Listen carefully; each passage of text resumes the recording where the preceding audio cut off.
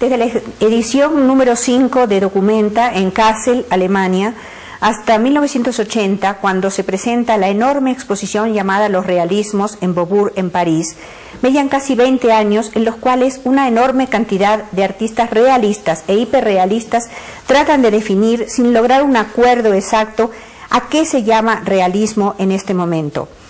Algunas teorías parten de que no se puede hablar de realismo, porque no hay exactamente ningún artista que copie la realidad de modo literal, sin agregarle ni quitarle absolutamente nada.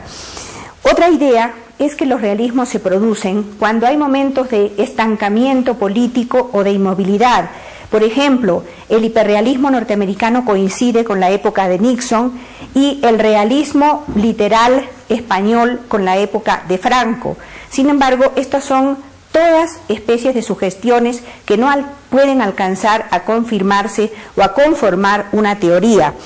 Otra idea también es la de que el hiperrealismo no tiene nada que ver con los realismos del siglo XIX. Durante el realismo del siglo XIX, los artistas trataban de competir con algo que había aparecido y que era la fotografía. Y el realismo realmente es borrado de la historia del arte moderno cuando la fotografía avanza y avanza cada vez más, y entonces se produce una contradicción de la pintura con la fotografía que van a presentarla más que nada los impresionistas. Mientras que ahora los hiperrealistas tratan de corregir, si se puede decir así, la fotografía. Por ejemplo, en los Estados Unidos se producen los actos hiperrealistas más claros y más inequívocos. Uno sería el de Chuck Close, que hace inmensas fotografías pintadas, en las cuales desaparece la escala normal del fotógrafo y también toda una serie de referencias que rodean a una imagen fotografiada con respecto a su contexto. Otro modo de refutar la idea de la fotografía es lo que hace Morley, que divide en pequeños fragmentos una fotografía, luego la amplía enormemente, la cambia también de escala y hace una copia exacta. Otro podría ser MacLean, que refuta otro modo del fotógrafo que es su condición estética o su selectividad. MacLean hace formas que carecen de toda selectividad, es decir, hace lo que se podría llamar la imagen trivial. De modo que, como ustedes ven, hay una cantidad de posiciones con respecto al realismo y al hiperrealismo que las vamos a ir viendo a lo largo de este programa. La mayor parte de los artistas llamados realistas se niegan a ser considerados como hiper, es decir, no quieren ir más allá de lo que están presentando. Hay inequívocamente dos tendencias de tipo bastante claro. Una, la de los hiperrealistas norteamericanos, que trabajan sobre la base de la fotografía, contra la fotografía o corrigiendo la fotografía. Y otra, la de artistas que consideran que el realismo viene de una larga tradición. Por ejemplo, los españoles, que vendrían de Zurbarán y que entonces están trabajando sobre el concepto de fijarse en las cosas con un ánimo tierno y con idea de mejorarlas, y llegan a puntos casi metafísicos. La realidad pasa a ser algo cargado de espiritualidad. Dentro de este concepto están más que todo los españoles y los latinoamericanos. Pero vamos a ir viendo por orden cuáles son las actitudes de estos artistas frente a la realidad en la época actual.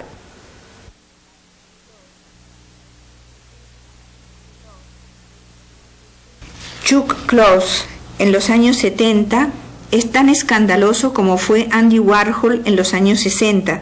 Sus obras son fotografías enormes proyectadas, pero esa tradición de la realidad ya viene de mucho atrás. Alexander Brooks en 1934 pinta Los Centinelas, y Charles Schiller, que vive entre 1883 y 1965, se dedica a paisajes completamente urbanos, lo mismo que Andrew Wyatt, quien en el 59 nos da una versión de la casa rural. Hay otro problema que no quiero dejar de mencionar, y es el de la carga ideológica que puede caer sobre los realismos o hiperrealismos. De hecho, el realismo fue presa de esa carga ideológica a lo largo del siglo XX. Por ejemplo, desde 1936, cuando se formula una teoría oficial del realismo socialista en la Unión Soviética, ya se hace un programa de tipo vertical, es decir, se le dice a los artistas cómo deben pintar, cuál es el sistema de trabajo que deben seguir.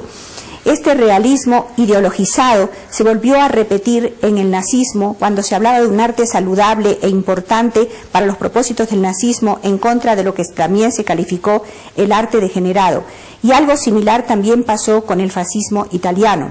De modo que hay realismos que podríamos calificar claramente de tipo verticalista, propuestos desde la cúpula y que son seguidos porque no hay otro remedio por los artistas que trabajan con esta idea, que es una idea eminentemente, como ustedes ven, política. Pero frente a esos realismos condicionados por la política, está toda la otra actitud de los artistas que simplemente quieren rescatar aquellas formas que los rodeaban desde toda la vida y que habían sido abandonadas o desprestigiadas o deterioradas desde fin del siglo pasado, cuando comenzaron a trabajar los impresionistas, hasta ahora.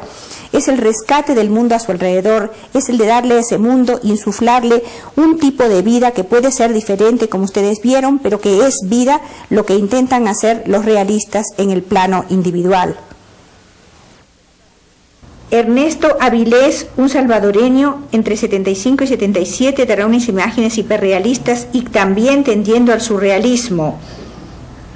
Algo similar a lo que pasa con Santiago Cárdenas, cuyo enchufe y paraguas funciona como hiperrealismo, como surrealismo y también como pop. La obra de Santiago Cárdenas va a ser la más perfecta en cuanto a su adhesión a la realidad hasta llegar al chaleco de 1980.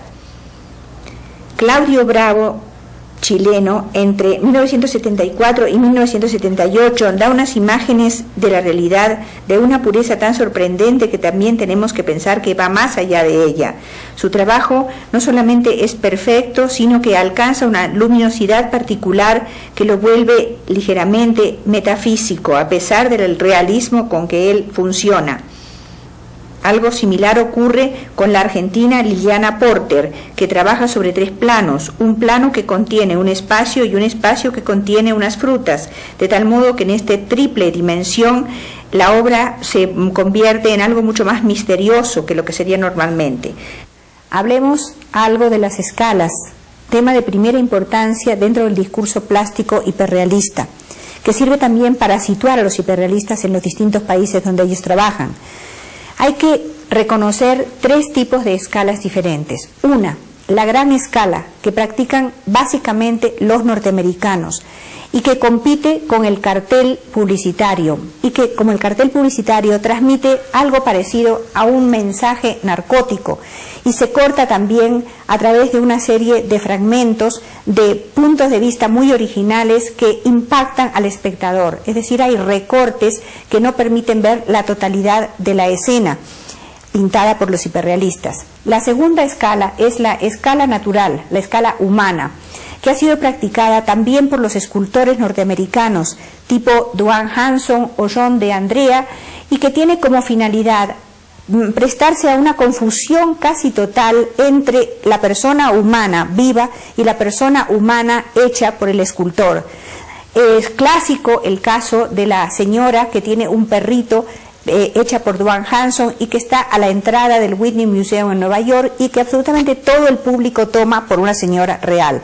De modo que a esa confusión tiende la escala humana. Y la tercera escala sería la pequeña escala que busca una concepción intimista y que trabaja de nuevo con el concepto de caballete y con la vieja idea de que el cuadro debe ser algo para contemplar. Hay pues de nuevo una relación estrecha e íntima entre el espectador y el autor. Esta tercera escala recupera de algún modo la vieja escala del bodegón renacentista y del bodegón a través de su historia. En algunos casos llega a ser casi hasta regresiva y exige un espectador de tipo conservador. Nada de misterio hay en las obras de Duane Hanson. Las parejas en el mercado son exactas copias en poliéster y resinas de la realidad. Lo mismo que John de Andrea, artista norteamericano como Hanson, que en el 76 hace artista vestido con modelo.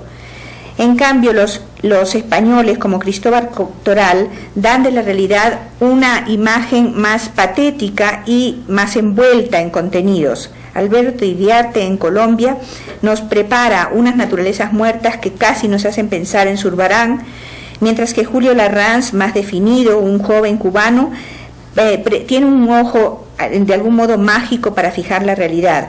James Valerio, en Estados Unidos, hace Naturalezas Muertas, en 1976-78, de una gran perfección fotográfica, pero con sombras algo dudosas, mientras que Humberto Aquino va eliminando cada uno o sosteniendo cada uno de los elementos de la propuesta en 1980 como si fueran objetos preciosos.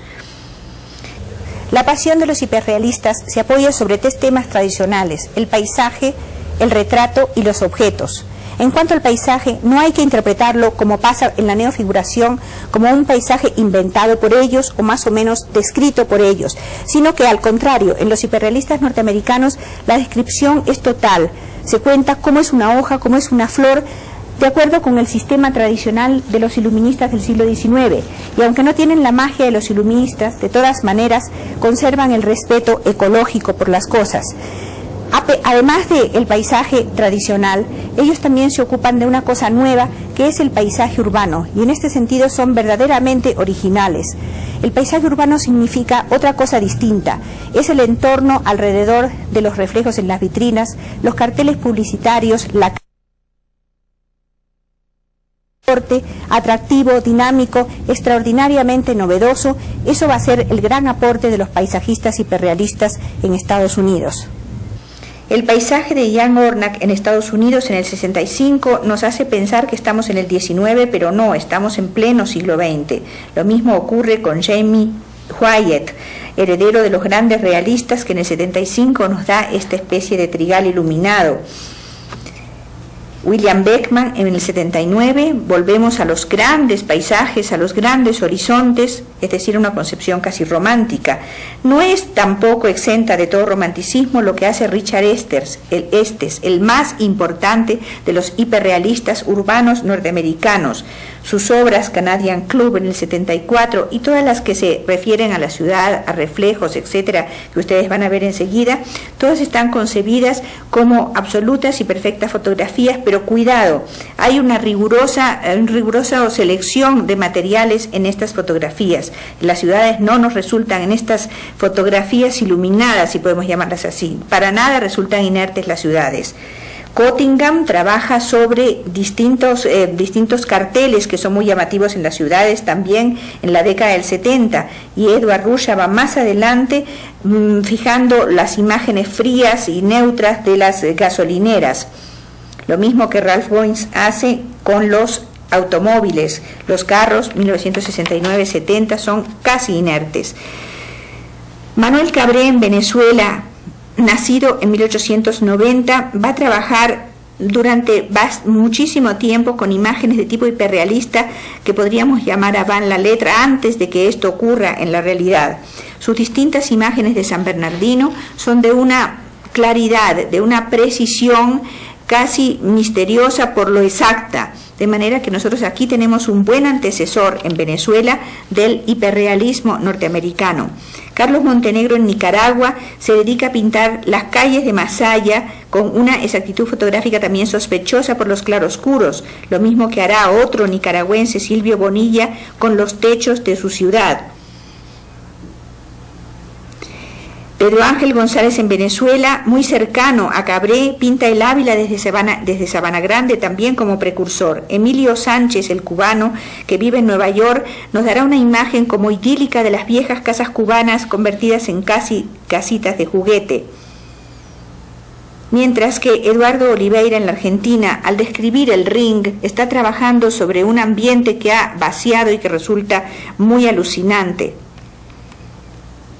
También Cecilia Delgado opera una transformación en Colombia con sus ventanas de los años 70, porque las libra de toda contaminación. Son las puras ventanas que nosotros tenemos por delante.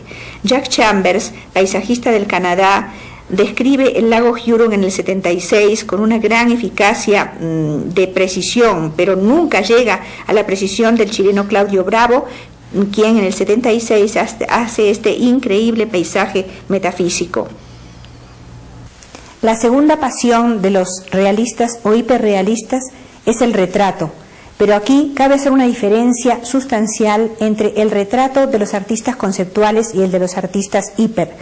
Los artistas conceptuales buscaron hacer una identificación de tipo prácticamente polisiva, es decir, la ficha de una persona que se identifica a través de sus características esenciales. En cambio, en los retratos hiperrealistas o realistas hay dos posibilidades. Una, la de hacer el retrato de la gente tal cual es, yo, es decir, un retrato común y corriente, lo que ellos llaman trivial, y otro, un retrato sostenido por cierto resplandor, por ejemplo, ella, donde se ve algo de aquel antiguo prestigio renacentista en la perfección de la figura y en el modo como se trata cada uno de sus detalles. La visión que tiene de sí mismo Juan Cárdenas es una visión realista, realista o hiperrealista. Sus dos autorretratos nos confunden por la exactitud de todos los detalles que lo rodean. Delia Cugat, Argentina, en 1980, vuelve a presentarnos estas imágenes perfectamente pintadas y con detalles también muy claros, como todos los que están en este estudio, que también pertenecen a una obra de Delia Cugat. Alfredo Guerrero, en Colombia, hace el autorretrato con bufanda realmente como si fuera una fotografía, es casi un desafío a ella. Pero cuando se ocupa de los desnudos hay ya un mayor lirismo y una apropiación del tema como algo más particular. Lo mismo que ocurre con Darío Morales, con sus extraordinarias mujeres desnudas en los sillones y con ocuparse permanentemente del tema de la mujer, el tema de la mujer y de la niña durmiendo de una manera tan virtuosa que casi nos hace pensar también en el 19. Kees Gerritsen puede hacer en Europa algo similar a lo que harán muchos colombianos, es decir, fijar con precisión un tema y luego desvanecer el otro. Oscar Muñoz, también dibujante y interesado por los interiores, va a ocuparse de figuras muy humildes de la vida colombiana, lo mismo que Ever Astudillo, en Colombia también, cuya serie de la noche se parece mucho a los cortes de Gerritsen. Sergio Camporreale, por fin, nos pone un hombre que va hacia el tren y que está lindando con el hiperrealismo y el surrealismo. Nadie como Antonio López García en España ha sido capaz de sacar a los temas humildes una tal condición de prestigio. Todo lo que él toca, este lavabo sería lo mínimo, y los detalles del lavabo son como tocados por la gracia de la pintura. Es algo similar a lo que pasó en otro tiempo con artistas flamencos que tocaban las cosas y las convertían en algo precioso. Lo mismo ocurre con Antonio López García. Entre 64 y 67 pinta estas escenas. Ernesto Barrera de Chile intenta hacer algo similar con sus potes humildes pintados en 1960, y Jaime Vendersky en Chile, nacido en el 22, hace su tendedero napolitano con una exactitud y una prolijidad muy impresionante, mientras que Domenico Agnoli en Italia nos da un sillón en el 67, un respaldar de sillón que es muy gracioso y perfecto.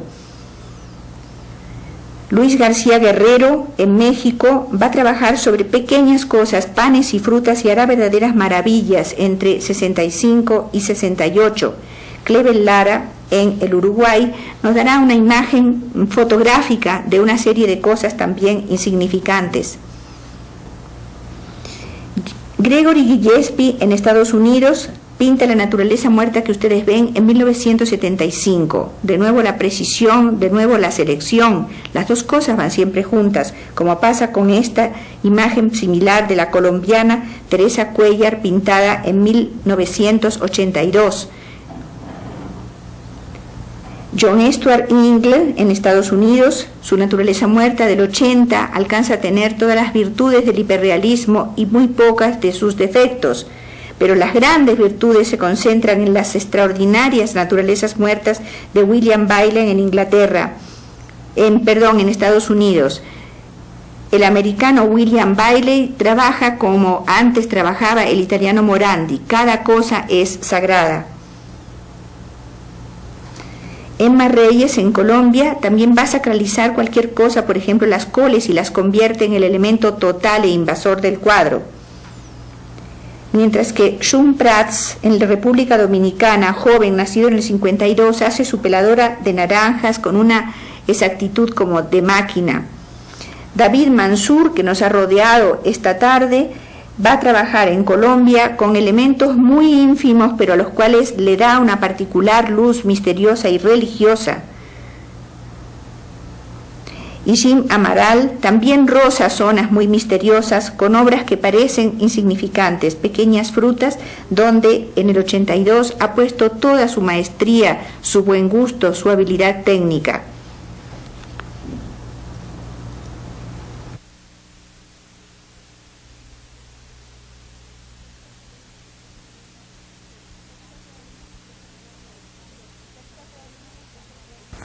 El tercer reino es el reino de los objetos, y podríamos llamarlo, parodiando la famosa obra del cubano Alejo Carpentier, el reino de este mundo, porque es el reino de todas las cosas que nos rodean cotidianamente. Los artistas hiperrealistas han sabido sacar estas cosas de su insignificancia y convertirlas en algo imperecedero, en algo eterno. En este sentido, están haciendo el movimiento contrario a la sociedad consumista en la cual vivimos. En esta sociedad se trata de que las cosas sean violentamente efímeras, que terminen lo más pronto posible para ser reemplazadas por otras. Los hiperrealistas hacen el movimiento contrario. Las cosas insignificantes se vuelven completamente eternas gracias a un proceso de congelación, de silencio y, por qué no, de idea mística. Antecedentes todos los que ustedes quieran.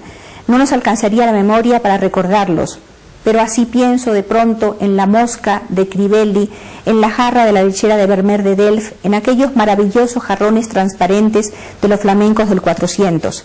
No es que los hiperrealistas hagan un proceso arcaizante y regresen hacia atrás para buscar los temas, no.